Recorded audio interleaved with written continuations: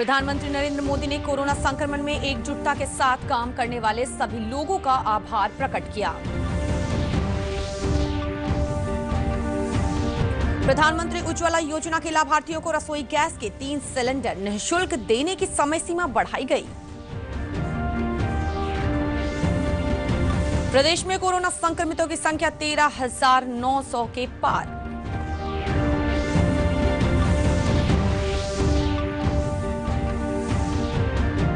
और मोतिहारी में तालाब में डूबने से 5 बच्चों की मौत।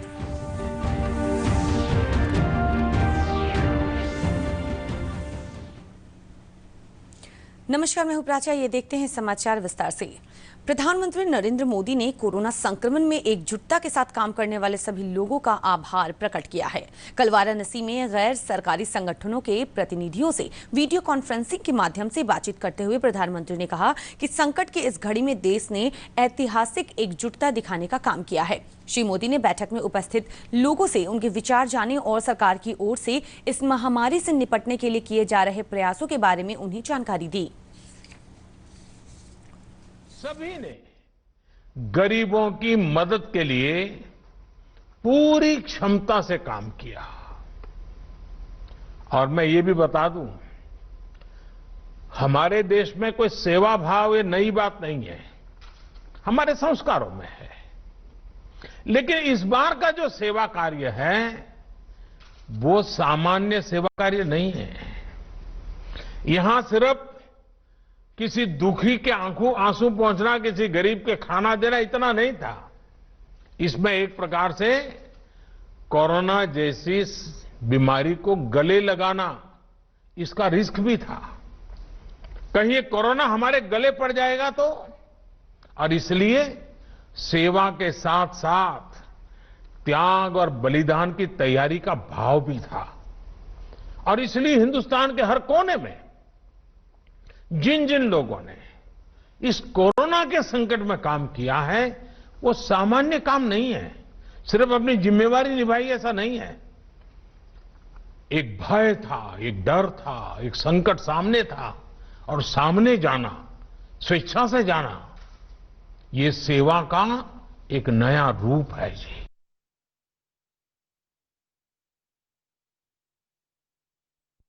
मंडल ने प्रधानमंत्री गरीब कल्याण अन्न योजना को नवंबर तक विस्तार के लिए मंजूरी दे दी है।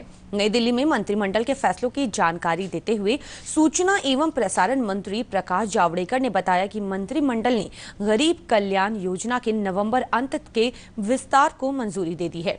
उन्होंने कहा कि इस योजना के तहत अगले 8 महीनों तक 203 लाख टन अनाज उपलब्ध कराने का लक्ष्य रखा गया है।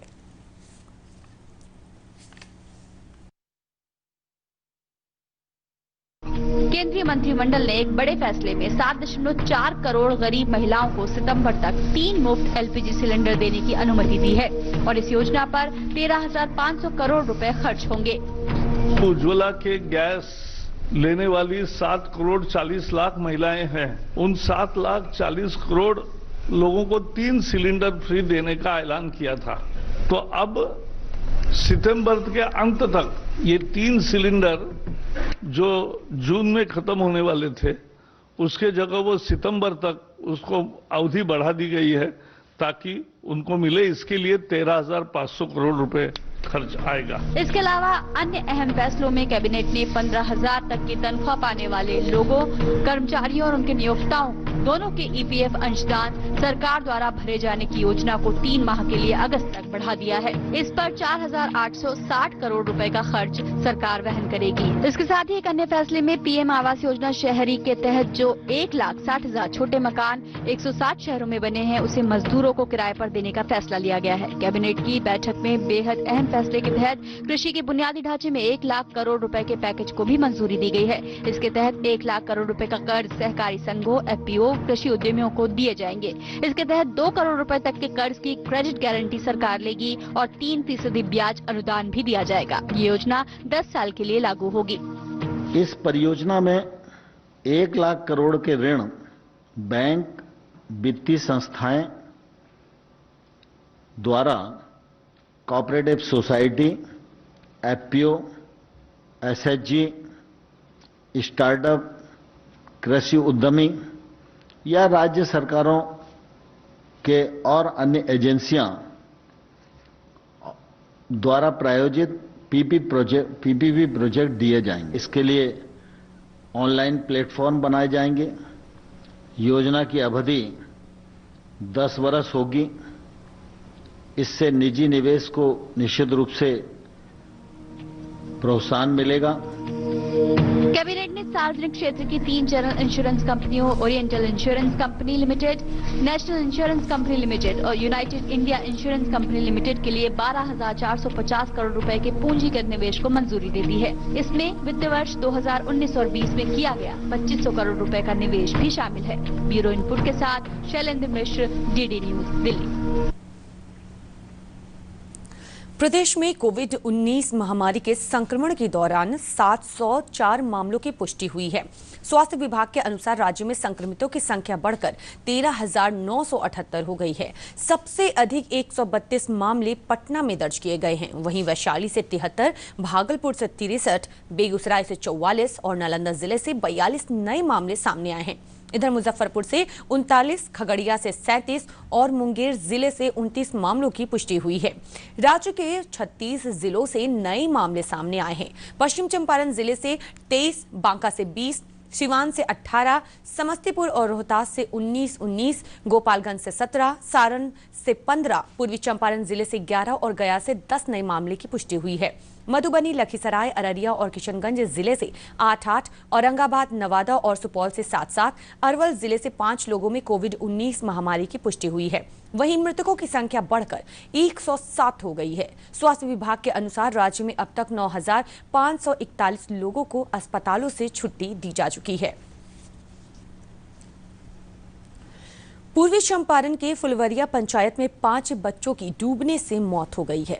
फुलवरिया नगर पंचायत के चकिया में अंतिम संस्कार में शामिल होने गए बच्चे तालाब में नहाने के क्रम में गहरे पानी में उतर गए और एक दूसरे को बचाने के क्रम में डूबने से उनकी मौत हो गई। परिजनों ने बताया कि दाह संस्कार के बाद नहाने के क्रम में सभी बच्चे डूब गए। स्नान करने के लिए आ गया, 5 गो लड़का आया था, 5 गो लड़का उसमें डूब गया।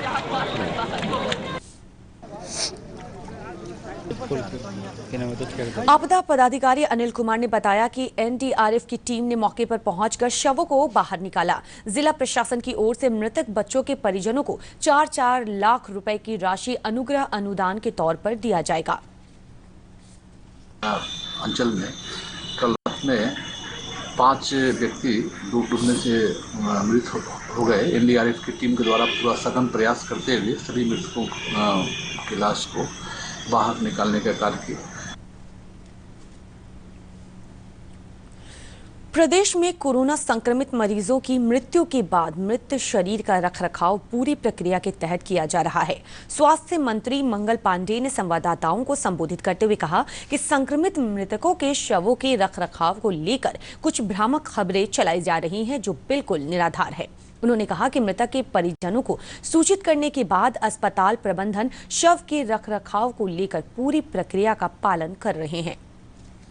पूरे राज्य से लोग अस्पताल में आ रहे हैं और जहां तक किसी के दुखद मृत्यु के बाद उसके आगे के संस्कार की बात है तो उसके लिए एक प्रोटोकॉल बना हुआ है कि कोविड पेशेंट को अंत्येष्टि करनी है तो डेथ होने के बाद वो उसको किस प्रकार से बॉडी बैग में डालना है, किस प्रकार से उसको कैरी करना है, किस प्रकार से घाट तक ले जाना है, परिवार के लोगों को भी कितनी हिदायत बरतवानी है, जिला प्रशासन को सूचना देना है, तो ये सारा प्रोटोकॉल का पालन करता है हमारा जो अस्पताल प्रशासन होता है।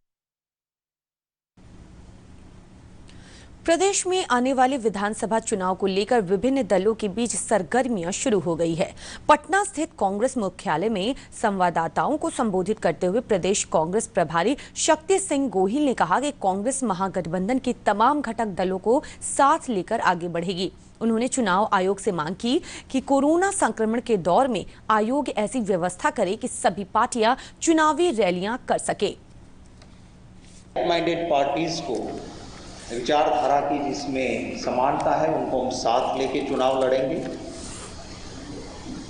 और मेरे साथियों के साथ मेरी लगातार बात होती रहती है। आप सबको बता दूं कि हमारे गठबंधन में वो कहते हैं ना पंजाबी में, सब चंगा सी, सब सलामत हैं। ना चेहरे की चिंता करेंगे आप लोग, ना किसी कोऑर्डिनेशन की चिंता करेंगे आप लोग। वक्त दिखाएगा कि हम बड़ी मजबूती के साथ एक साथ लड़ेंगे और अच्छा नतीजा लाएंगे।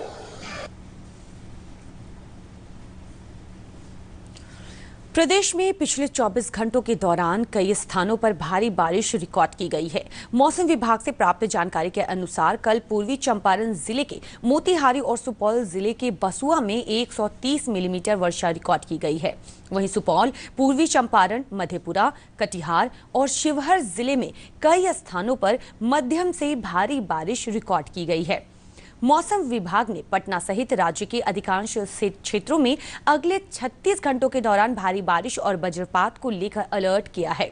नेपाल से सटे जिलों और उत्तर बिहार के कई स्थानों पर अत्यधिक सतर्कता बरतने के निर्देश दिए गए हैं। अररिया, किशनगंज, सुपौल, सीतामढ़ी, मधुबनी, दरभंगा और पूर्वी तथा पश्चिमी चंपारण में भारी बारिश को लेकर जिला प्रशासन ने चौकसी बढ़ा दी है। बाढ़ की आशंका को देखते हुए तटबंधों की स्थिति पर लगातार नजर रखी जा रही है। मौसम विभाग ने कहा कि मानसून की अक्षीय रेखा पटना, भागलपुर और अन्य पूर्वी जिलों से होकर गुजर रही है, जिससे अच्छी बारिश की अनुकूल परिस्थितियां बनी हुई हैं।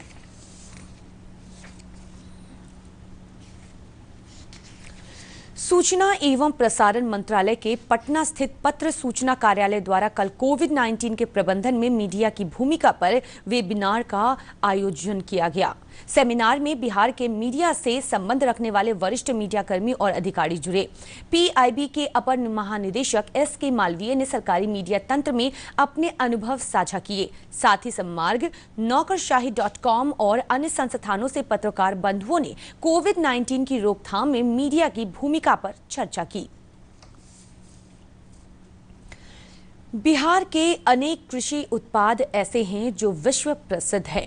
मखाना भी इन्हीं में से एक है। विश्व का 85% से अधिक मखाना बिहार से उत्पादित होता है। मखाना न सिर्फ एक पौष्टिक आहार है, बल्कि कई पकवानों का विभिन्न अंग है। आइए इस रिपोर्ट में देखते हैं कि किस प्रकार बिहार में मखाने का उत्पादन करके किसान अपनी आय दोगुनी ही नहीं बल्कि चौगुनी कर रहे हैं। में मखाने की खेती होती है। विशेषज्ञों के अनुसार विश्व के कुल मखाना उत्पादन का 85% बिहार में ही उत्पादित होता है। कैल्शियम से भरपूर मखाना एक पौष्टिक आहार तो है ही, कई भारतीय शाकाहारी और मुगलई व्यंजनों का ये एक आवश्यक अंग है। बिहार में किसान इसका उत्पादन करके अपनी आमदनी दोगुनी चौगुनी कर रहे हैं। यह 1 से 1.5 फीट गहरे तालाब में भी उपजाया जा सकता है और 1 से 1.5 मीटर स्थिर जल में भी इसकी खेती की जा सकती है। बड़ी बात यह है कि इसके साथ ही उसी पानी में मछली पालन भी किया जा सकता है। उत्पादित मखाने के छिलके मछलियों, मुर्गियों और पशुओं के चारे में इस्तेमाल होते हैं। कृषि विशेषज्ञ कहते हैं कि बिहार में लगभग 9.5 लाख हेक्टेयर ऐसी भूमि है जहां परंपरागत खेती नहीं की जा सकती, लेकिन पानी लगा होने के कारण इस भूमि में मखाना और मछली उत्पादन बड़े आराम से और कम लागत पर हो सकता है। अगर लागत और मुनाफा देखें तो 60 से 65 हजार रुपए प्रति हेक्टेयर की लागत पर किसान 1 से 1.5 लाख रुपए तक का मुनाफा कमा रहे हैं। एरिया जो है ना, जल जमाव वाला क्षेत्र है, कोसी के सीपेज वाले क्षेत्र में हम लोग बसे हुए हैं। यहाँ परंपरागत खेती जरा सा पानी पड़ने के बाद भी बर्बाद, सूखा रहने के बाद भी बर्बाद, लागत हमारा भी ऊपर नहीं हो पाता है। इसलिए हम लोगों ने निर्णय लिया कि मखाना का खेती किया जाए, जो कम पानी में भी ज्यादा पानी में भी अच्छा पैदावार दे जाता है। लागत से 4 गुना 3 गुना 5 गुना फायदा हम लोगों को दे जाता है और इसकी सप्लाई देश विदेश सब। किसान ये भी चाहते हैं कि इसी क्षेत्र में प्रसंस्करण उद्योग भी लगे ताकि मखाने से बने डिब्बा बंद खाद्य पदार्थों का यहीं पर उत्पादन हो सके। हम सरकार से अनुरोध करते हैं कि हम लोगों को जिला में कम से कम 4-5 फैक्ट्री लग जाए ताकि हम लोग अपना कच्चा माल पक्का तैयार करके कितने अपने भारत के बहुत सारे राज्य में भेज रहे हैं सर, और देश विदेश में भी सप्लाई कर रहे हैं। विगत 14 मई को किसानों के लिए आर्थिक पैकेज का ऐलान करते हुए वित्त मंत्री निर्मला सीतारमण ने मखाना उत्पादकों के क्लस्टर के लिए भी आर्थिक पैकेज की घोषणा की थी। प्रधानमंत्री के आत्मनिर्भर भारत के सपने के अनुरूप ही अगर यहाँ के किसान इस पैकेज का लाभ उठाते हैं और MSME सेक्टर में खाद्य प्रसंस्करण उद्योग लगाए जाते हैं तो फिर बिहार के मखाना उद्योग को भरपूर लाभ मिलने वाला है।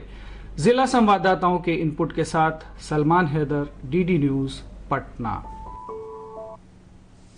और अंत में मुख्य समाचार एक बार फिर से।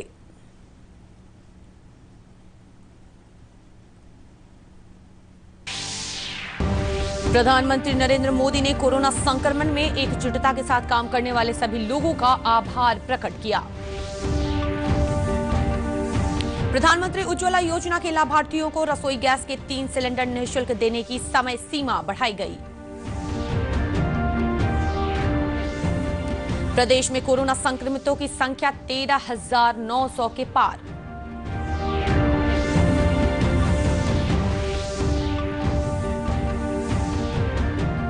और मोतिहारी में तालाब में डूबने से 5 बच्चों की मौत।